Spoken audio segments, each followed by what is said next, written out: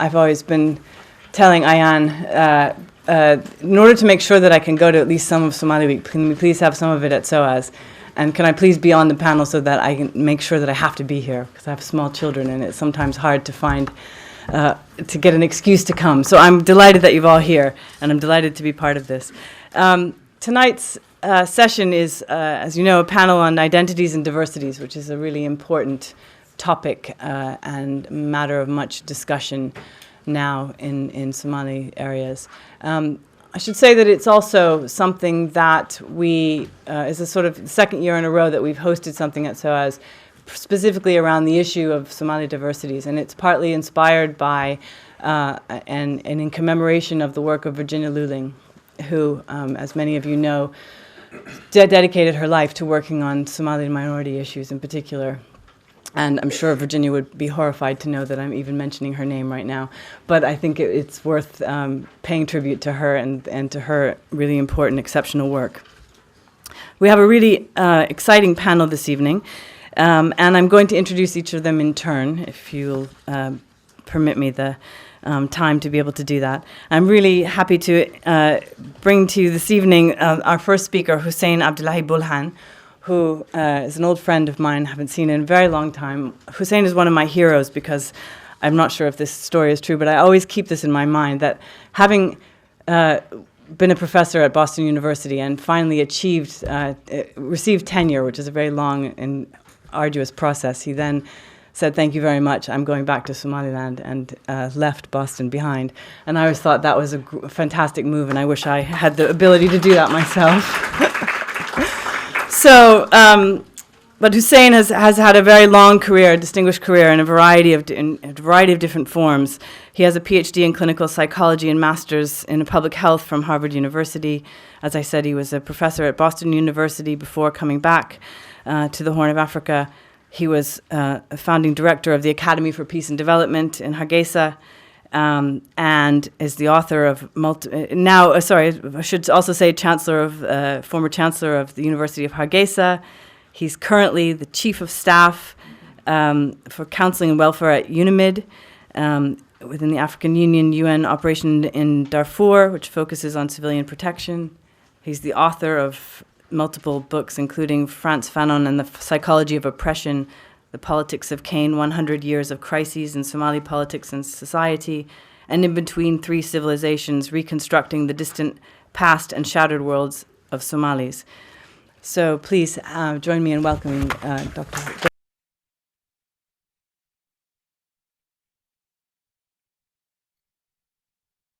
Thank you very much, Laura. This is quite a while since I've seen you in Hargeisa. Thank you for inviting me.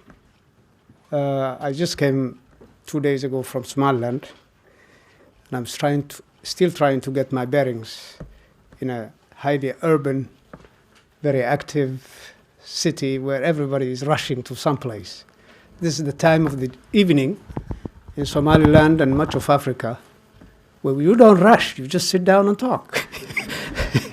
And we were trying to find, Cham and I, as we got lost, trying to find somebody to just stop a minute and just please direct us. And everybody was like a missile, running somewhere. Then eventually we had to catch up with it and run like a missile ourselves. Well, firstly, I want to say that coming to SOAS, there are 3 colleagues of yours who are working with me, have come to Somaliland as teachers of English, and in a new university we have started called Frantz Fanon University. One is Shane, whom you know, some of you. Another is Caroline Ackley. And the third is Hannah, who also was, I think, within this university. They are very quickly catching up with Somaliland, as we had to do ourselves as we came back. On the topic of identity and diversity in Somali society, certainly it's a very broad topic, but one that is very interesting because I think that Somalis have 2 aspects to the issues of identity. One is something that they affirm with certainty who they are. No doubt about it. But there is also hidden in that, or underlying that, is a great deal of ambiguity and conflict. And that is precisely where the problems are. The certainty of identity for Somalis, compounded by the unacknowledged ambiguities and conflicts, have created a good deal of problem. And I don't think we have given it enough attention. So I'm glad we can be talking about that. Two caveats first. Firstly, I'm going to be talking a good deal about the pastoralist Somalis, because they, above all, affirm this sort of certainty of who they are and never admit to the ambiguities and certainties that come up. And they, indeed, because of these problems, they are also, first and foremost, the problems of Somali society. They are the ones who are warring. They are the ones who are conflicting over power. They are the ones who are creating a good deal of problem for themselves as well as for the rest of society. Agriculturists and the minority groups in Somali society, as we refer to them as minority, in fact, that itself is a whole set of issues, because the pastoralist Somalis, part of their self-assertion is they would never admit they are a minority in some way or another. And that also creates a problem. The other thing is that Somalis, when we hear from the outside, we see them as one unit, more or less united, perhaps one together. But then as you are a member of it, or you live within, you definitely see the diversity that is there. We use the sort of proverbial onion, one onion that is there, united, one unit. But you are one of it. You go through multiple layers, and as you peel one layer, you are crying, shedding tears. Not happy process.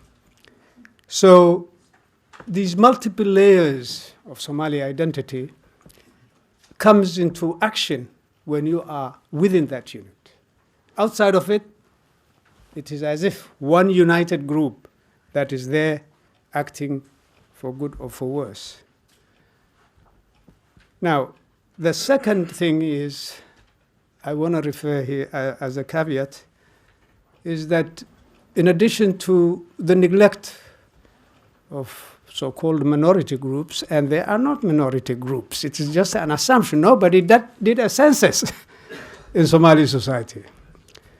And it is characteristic of these clans to say, we are Landere, we are of the higher branch, we are the largest of that, and we'll talk about that. So they have not been acknowledged. But there is also equally another serious problem in Somali identity, and that is the gender issue. In terms of women, fathers are counted and recounted and retold. Mothers, there is none of it. You don't hear very much. So this sort of gender bias in the psychology and social organization of Somali society, over half of the population is not acknowledged. In the genealogy, in the relations of it. And to a large extent, we pay a heavy price for these kinds of neglect, not only for the minority groups, but also for the majority of women, majority population in Somali society. Half of our brain is non-functional. Therefore, we are not going to move forward with men who in the first place are at war with each other on presumption of superiority among themselves. I'll talk a little bit about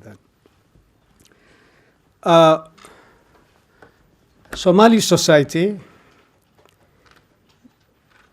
the certainties of this. First, what do I mean by certainty? Maybe I should just define that. Something that is certain not by evidence, but by belief. No evidence. There's none. No evidence that exists. It's a matter of belief. And we are now talking about an aspect, the reality, how we define reality. We can go about it two ways. One is from a sensory perception, something you can touch, you can count, you can see, all that. Based on, by common consent, this is the ways in which we can measure, count, and so on and so forth. But there is the mythic mode also. Myth, basically, this is what we believe, and this is what it is. That's what reality. A good deal of what we'll be talking about operates in the world of mythic reality. And there's a contest of myths that are there. One group believing in one thing of who they are, another believing something else. And so we are going to be very quickly proceeding from the sensory, countable, agreeable, or even scientific, if you want to say, to the world of myths, of what people believe. And there are basically, I think, Somalis, like the rest of humanity, struggle with issues of identity, and we always, they're not the only ones who have ambiguities and uncertainties, but all of us struggle with these issues of identity. And there are basically three main areas that work at the level of the individual, but also at the level of the collective. At the level of individual, it becomes, who am I? One way or another, it comes up, who am I? And that question inevitably involves not only the self in and of itself, but also in relation to others. Always it is in relation to others. So who am I? The second question is, where did I come from? What is my past? What is my roots? But equally important is, where am I headed to? Where are we going? So these three questions at the individual level, who am I? Where did I come from? To where am I going? Has its other counterpart, who are we? Where are we? Where did we come from? Where are we going? These issues for Somalis are on the surface fairly certain. Well, who am I? My name? Okay, you don't want my name, my father's name? You don't want my name, my father's name, my grandfather's name? That's not sufficient, I'll go to my great-grandfather. I'll count to 20 of my ancestors. Are you satisfied? I can go even further. And maybe add to it, I am related to the Prophet. Okay? We are the sharifs of the world. Okay? We are the ones who are. And this goes across the board. And you look at this ancestry that goes on from so-and-so, so-and-so, so-and-so, so. It is hardwired in the psychology of Somalis. Most Somalis, I don't know in those who have grown in London, but the psychology of Somalis, they know this ancestry long before they have learned even language. It's among the first things they learn. Most people don't even remember when they learned, but they can tell you in rote the details of their ancestry. Okay. Then you move on. Of course, being Muslims, we have to find beyond the 20, 30, or whatever we count, where did we come from? Okay, of course. It just began after Islam, and we are the righteous ones who are more or less, if you did the right things, we have a special license for heaven. But then somebody says, oh, come on, you're not of that. You're not much of anything. We have our own line. And I'll talk about the concept I define as delusion of clan superiority that permeates in the psychology of Somalis. And so the contest of who am I, who are we, along with the issue of where did we come from and where we are headed. There is a contest of memories, contest of identities, and contest of who owns the future.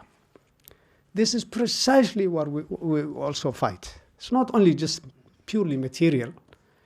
It is a confusion that reigns supreme, and I'll say more about this. Well, with the clan identity that is certain, you have a suspicion as you go through it.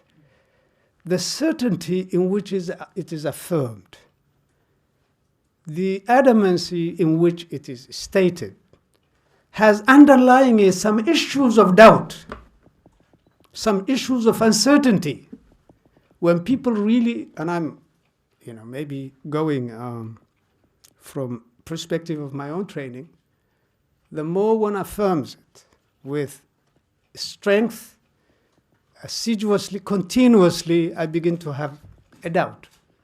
Why are you going this far? Why are you telling me so much? Why are you holding to this whole thing? And there is this delusion of superiority, underlying it, horror of inferiority.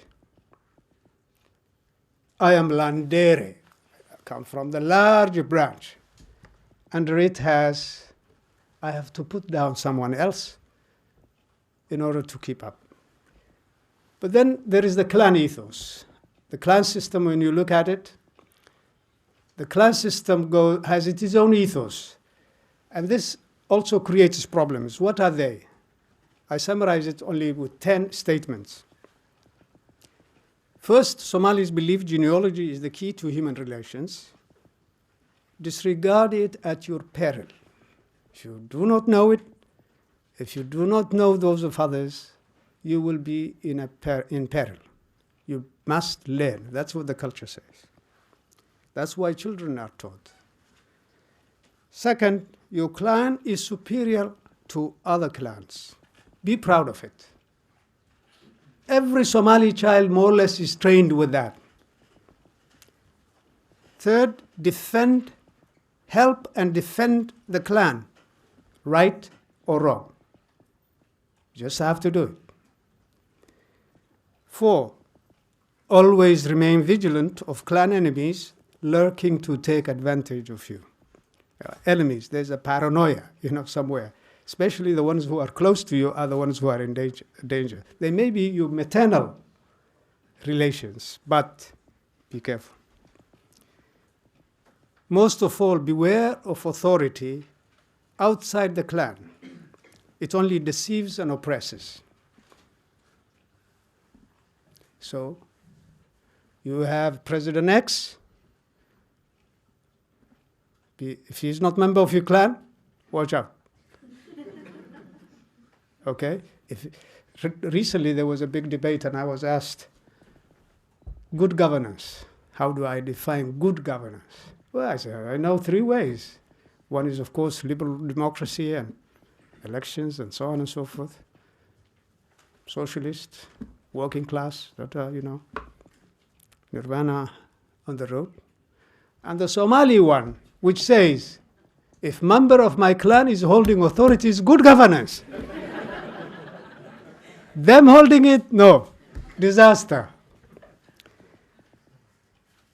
4th, life is hard and painful. Face it with forbearance and courage. And this one is very important. Looting other clans is acceptable. It displays bravery. That's why we have been looting camels from each other historically. And if you look at that history of camel looting, a group of people, young men, middle-aged men, go loot the other clan's camels. And once they take the camels, we are Muslims.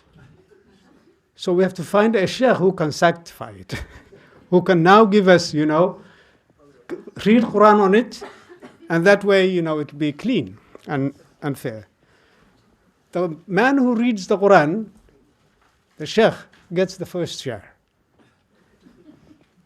The leader of the group gets the second, and then it's distributed. But if any member of the clan happens to be there at that spot when these camels are being divided, he also automatically has a share, because he's a member of the clan, and tomorrow he will help defend it. Okay, this comes later because some of the big problems, Somalis have been singing a lot in pre-independence about a she-camel for can't reach nice. It was called mandek. Mandek is the one that satisfies the soul. The she-camel, this is the definition we had of freedom, of prosperity, is that she-camel is finally in grasp. Well, people who have been looting from each other camels, a camel that is owned by none, by all, which means by none, anyone who can loot it is free game. So ever since then, we were looting the state. Whoever holds it, we loot it. Okay, and it's a fair game. Those outside of it, of course, will resent it, will not like it, but they do not think that that is their camel, national camel. There's nothing nationality, it's about clan. And whoever loots it is fair game. What is owned collectively is owned by none. Therefore, appropriate all you can. Immediately gratify needs, for you might die sooner or later, sooner than you think.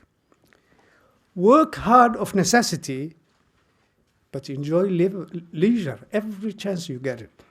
Delay of gratification, enjoy the moment, loot the camel, use your clan as the protection. That's the general scenario of ethos, and I may be very quickly running out of time, but let me tell you also this delusion of clan superiority.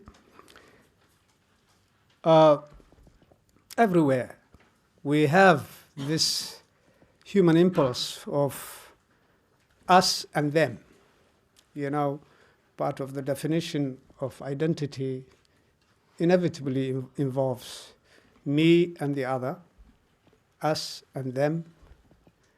And it took a long time for different cultures to come up and say, well, me and the other, we have to find some way of reciprocity, some way of coexistence. We and them, we have to find lots of wars, lots of conflict. Somalis have yet to resolve this problem because there is this delusion of clan superiority. I'm superior than you are by virtue of my clan. And it says like this: no census taken, none. Our clan, we are the majority. Their clan, they're minority. Fewer than us. We possess the largest and richest land. They inhabit smaller, poor land. We have glorious past. And it goes on. They have an infamous past. Nobility is in our blood, and so on and so forth. It goes up to 10. I don't want to even spend more time, but the point of it is our definition of self and of the group is bound up by putting somebody down, rather than finding a framework of reciprocity. It is the kind of Hegelian master-slave dialectic.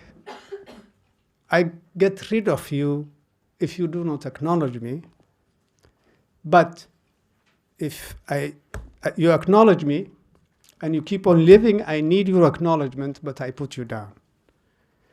These are some issues that continually assail Somalis, and much of the history of the last 30, 40 years is one clan usurping power over another.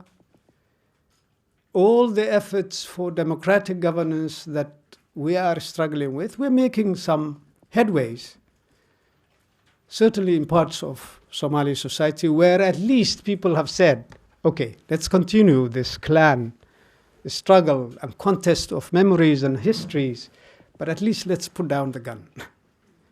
Let's just put down the gun. I mean, that has been a very important step.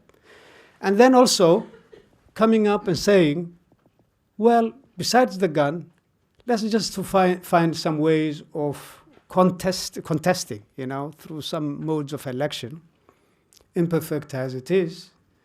And so we elect in Somaliland, in Puntland, leaders in Somalia. There's an effort, an attempt. But Somalia is, in my view, as other Somalis, they would have found some solutions on their own. But it has been very, very complicated by interventions and multiple interventions in the name of assisting it, which today leaves it in a very sad situation where people are caught up by how do you really negotiate these internal struggles Somalis have everywhere with the external infusion of forces and dynamics that are there. In any case, we are making some headways. The guns put down, at least we don't kill each other in action. We may do that in fantasy, continuously. And we could also say, let us now compete through some kind of elections. And I've been there for many years through these elections. And we are fine once the matter is settled. Few years later, election time comes, and these delusions and mythic issues come to rise with an immense intensity. As transition time comes, you will see our mentality going up. I think my colleagues are here looking at probably the time, but there's one last point I want to say. The other complication that comes up is that for some reason, we have all these ancestors we count somehow end up to the point when Islam came to our land. And so you begin to say, do I believe we are Arabs as claimed? Because we are preferring to say Arabs. And if we were Arabs only 800 years or thereabouts, this whole nation has come up. Then you look at the growing genetic history records, you look at issues relating to DNA, you look at the language, Somali language, the history.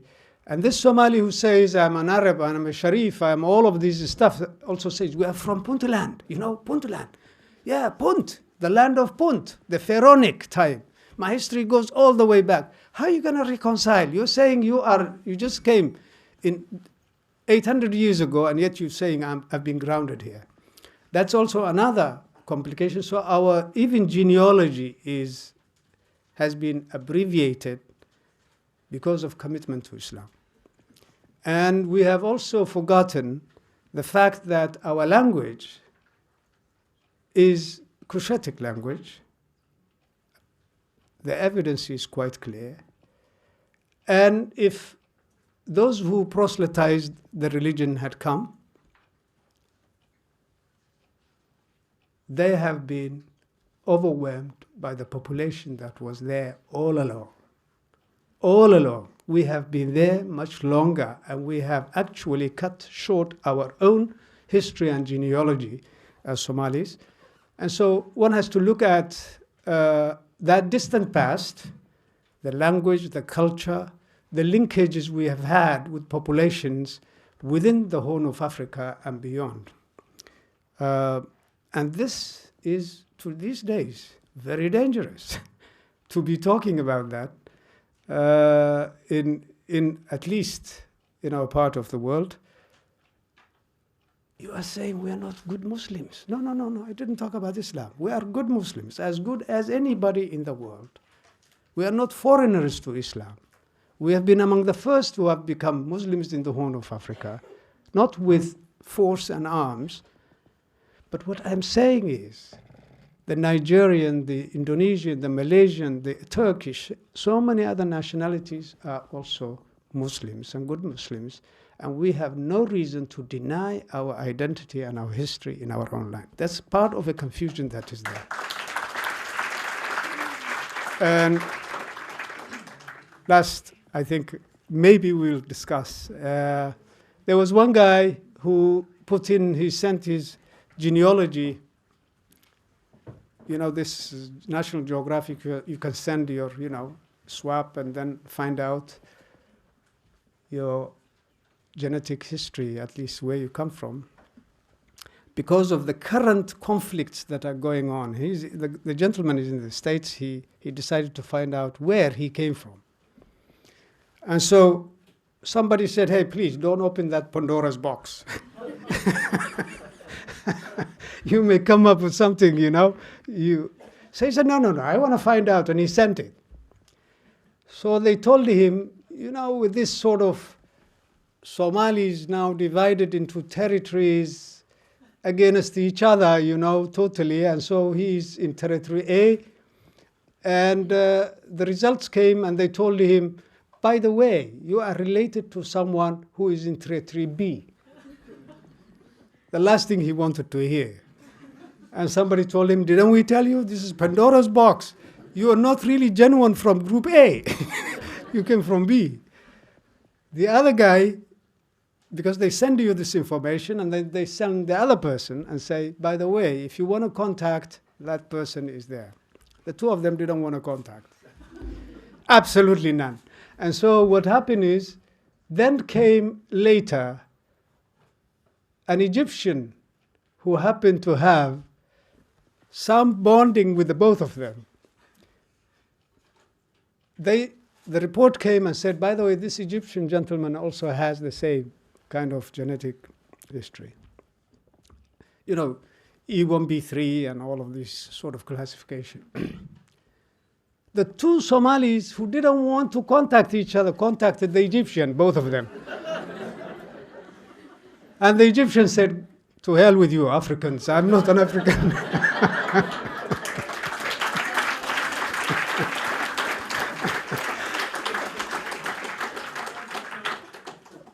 My God, this is a hell of a confusion we are in.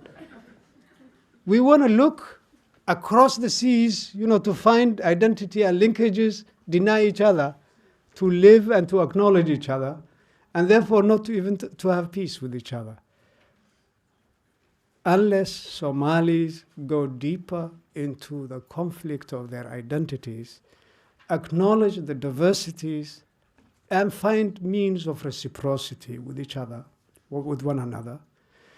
And furthermore, and very importantly, begin to look at over half of the population that is no longer part of their history and memory of the women, the mothers, the sisters, sort of lobotomized, brain cut off half. Unless that is also resolved, I don't think we are very well close to any solution. And so-called minorities, because I believe that term itself, because they are not even counted, there's no census. This group are across all Somali territories, at least the ones I know. They are not only in one region, they are across borders. They span different places. Unless we do that and we acknowledge them, we are not going to get acknowledgement with one another and freedom with one another. Women and then the minorities. Thank you.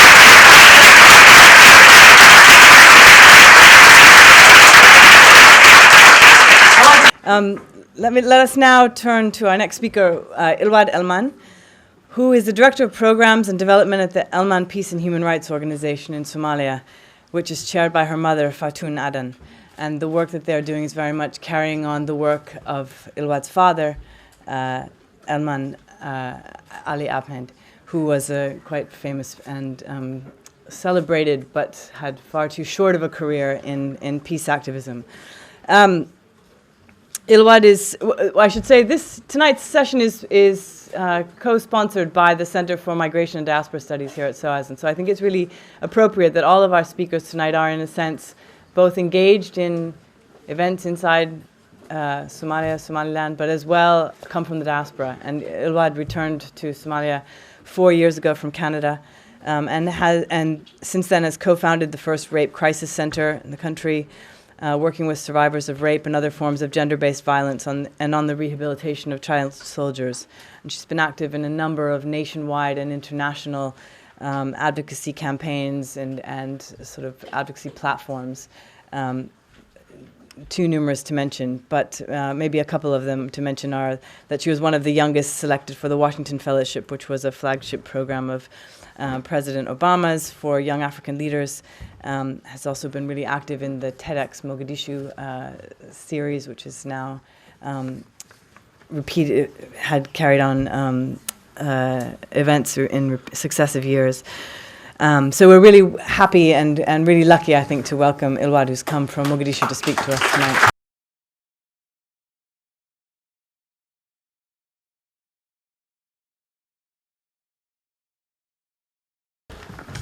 Good evening, everybody. First of all, I'll start by saying thank you very much for coming to this event, and I should mention I'm probably the only non-scholar on this panel, so my remarks will be a lot more briefer and based on my observations and focusing predominantly on the south and central parts of Somalia. So I was born in Mogadishu, Somalia. I left when I was about 1.5 years old and sought refuge in Canada. My situation is not unique and something that most people can identify with, fleeing the conflict. And when I decided to come back to Somalia and work there and try to help in reconstructing my country, that also is not something unique that's happening right now. Especially in the recent years, we're seeing a huge influx of diaspora returning back to Somalia. When I was asked to speak on the topic of identity and culture, I had to think about that first, what it means to me, before I even entertained the idea of speaking to an audience about it. So I let it marinate and sit in the back of my head as I just lived my day-to-day in Somalia. And what I was observing was so many different cultures becoming harmonized into one. You have to acknowledge the growing presence of the diaspora in Somalia, and then also the locals that are there. The two are influencing each other, and it's something that's undeniable. It's not uncommon to sit in a restaurant in Mogadishu or in Hargeisa or in Puntland for that matter and hear almost 5 different languages being spoken around you. It's not uncommon to see locals that have never left the country before wearing similar attire, enjoying cuisine that diaspora now have found in new establishments, and you're really seeing the mix of the two cultures. And it's not uncommon to see people that have been abroad for almost 30 years now moving back in rural parts of Somalia, raising children that were born abroad because they want to just be very much back on ground, back in home as they recognize it to be. What we're seeing now is definitely a harmonization, a melting pot of the different cultures, but I think this is made possible because as Somalis, we have certain aspects of our culture that act as a cornerstone. They act as the bridging factors that always remain in whatever region within Somalia we may reside or whatever country in the greater world we do come from. There are certain cross-cutting aspects of the culture that we share, and these dominating commonalities that we share allow for us to also integrate and include new ways of living into our own. But on the other spectrum of the diaspora coming back and mixing with the locals, what we're seeing too is that there's a growing demographic of the diaspora who are romanticizing a culture that used to be in Somalia, a culture that now no longer exists. And this is, of course, because there has been, in many parts of Somalia, war and suffering. So a lot of these things that they're romanticizing and remembering don't quite yet apply anymore. This demographic is the one that most publicly contests the extent of Arabic language, patriarchal culture, and conservative Islamic dress that we're seeing in many parts of South Central. They are also the ones that are challenging this by promoting more of a liberal lifestyle, opening establishments for like-minded peoples to come and to gather, and the idea of that is to make more of a movement for the old Somalia, to come back. But it's not recognizing everything that's happened in the last 2 decades, and because of that, it's met with a lot of resistance. Ironically, this is also the same demographic that widely denies the magnitude of the sexual and gender-based violence that's happening in Somalia. Again, looking back on a culture of where women used to be free in Somalia, where there was no war. And as we know, rape is a weapon of war. So by still very much romanticizing this culture that we used to have before the war, they are the ones that predominantly dismiss that women are as oppressed or as victimized as they are. Acts of sexual violence usually go unpunished in Somalia or are dealt under the customary systems whereby perpetrators are not individually prosecuted. Instead, a solution is worked out between the clans, and which either results in a small transfer of funds or some sort of small mediation. And I think it's quite interesting what my colleague before talked about, where he discussed looting from other clans, whether it's livestock or whatever, it's acceptable. Within my work as a human rights defender, I'm working very closely with survivors of sexual violence. One thing that I've seen in this regard is that rape is sometimes acceptable, depending on which clan the woman comes from. There's been situations where we've tried to pursue legal and justice systems, but the answer that we actually got in a body of court in Mogadishu was that we didn't know this woman was from Clan X. We thought she was a minority clan, as though that justifies that it's okay to happen to certain groups of people. Stigma attached to survivors of sexual violence is extremely high, of course, in Somalia. And girls who fall pregnant because of rape, they often end up having clandestine killing of the children as well, too. In some cases where justice is initiated, the woman has to marry her perpetrator. And again, this is very much breeding into the culture where that if a woman has been raped, or a girl, she's damaged now and nobody else wants her, so it's better to match her with her rapist as it would be to just leave her free and alone. This often leads to a lifetime of suffering. So we have many different cultures right now in Somalia too. The culture of silence, the culture of stigmatizing people who are already victimized, the culture of justifying that sometimes these atrocities are valid and should happen based on who that person is or who their affiliation or their clan is. So culture, I mean, it's a way of life. It's what makes us unique. It's what we identify with. But it's important to recognize the limitations and the harm that can come from cultural practices. Practices that have become the norm for so many years that no matter where Somalis travel to all over the world, they still carry them with them. And within my position as a human rights defender, again, and with the work that I do with my organization, I've personally seen young women or young boys and children being sent back to Somalia for what we call dhacday, or forced cultural reconnect.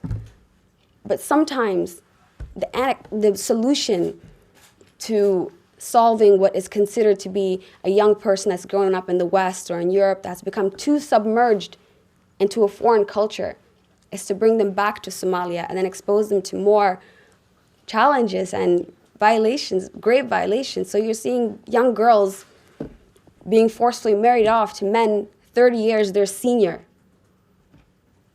This is not a situation of the family not knowing better. This is not a situation of needing that petty dowry. It's not. It's about feeling like in order to bring this young woman back on the right track, on the right path, let's take her back all the way down, get her back to her roots, to her culture. So in my capacity within the organization, we've been successful in returning children and young women that have escaped these situations back to their countries of origin. But it is definitely a testament as to how far these things travel with us. We've also been very successful in supporting young men who are sent back, again, for this forced reconnect. But what we're missing sometimes is what are they being returned back to? What are they being sent to? What environment? If we want to teach our children our culture, it should be guided. It shouldn't be just tossing them back out into Somalia, because what they find often is even worse than what they were fleeing in the first place. So you have young children that have lost, they don't have the identity who can't fit into either worlds joining groups like Al-Shabaab. Or their families are bringing them to Somalia, leaving them, but giving them money at their disposal, and they're being attracted to things they otherwise only fantasize about, like the gun culture, which is so readily and easily accessible. So it's not uncommon to hear a young man speaking perfect English or having a nice European accent sitting at a checkpoint with an AK-47 in his lap and chewing khat. Why is that? Because his parents think that they're sending him back to Somalia to learn about his culture.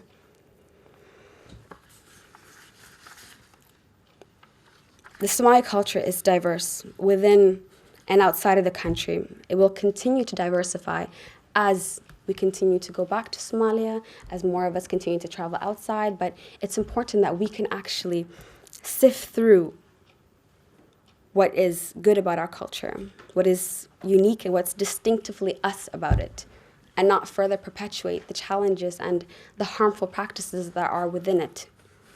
So I think I'll leave my remarks to that, and thank you.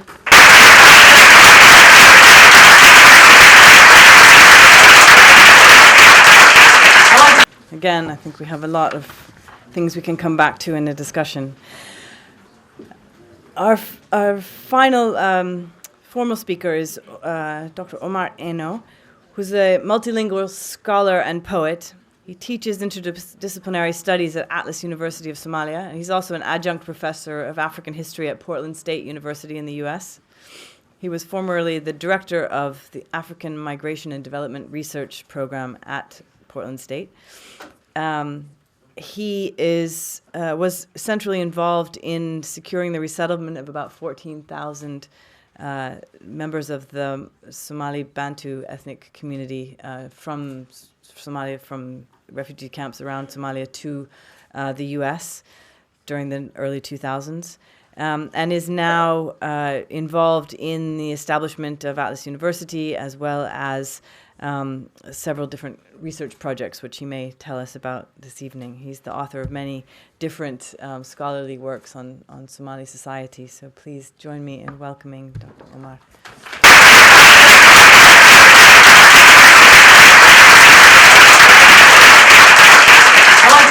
Good evening, everybody. Assalamu alaikum. My name is Omar Eno, and I'm now based in Somalia, helping the Ministry of Education revive the National Somali University that collapsed some time back. And also, I have opened in a joint effort of a university called Atlas University in Somalia. And I was told to announce it and say that that university is the first university for the minorities.